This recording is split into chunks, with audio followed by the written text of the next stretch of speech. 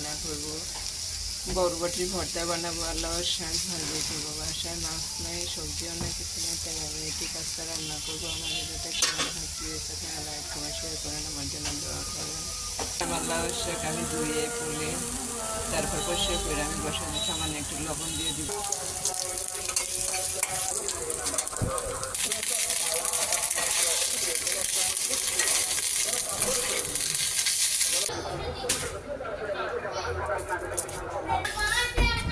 বরবটির ভর্তাটা বানায় নেব। 2টা মরিচ নিচ্ছি আর একটা কাঁচা পেঁয়াজ নিচ্ছি। ফুলে বরবটি এখন হাত দিয়ে আমি মেখে বেঁধে নেব।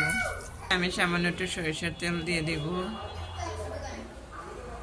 যে আমার ভর্তা বানানো শেখ, আর এখানে শাক ভাজি করছি। বাসায় আসতে কিছু নাই, মাছ মাংস সবজি কিছুই নেই, তাই এটুকু রান্না করছি।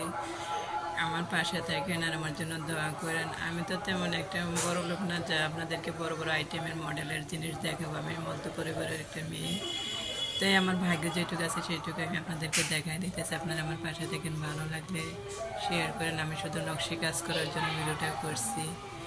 আমার একটা দিদি বলে ভিডিওটা দেখছে, তার কাছে বলে ভালো লাগছে, সে নতুন সদস্য। আমি দোয়া করি সে যাতে ভালো থাকে আর আমার পাশে যাতে থাকতে পারে, আমার জন্য দোয়া করেন। আজ এই পর্যন্ত, ভালো লাগলে শেয়ার করেন। আমি শুধু নকশি কাজ করার জন্য ভিডিওটা করছি। আসসালামু আলাইকুম।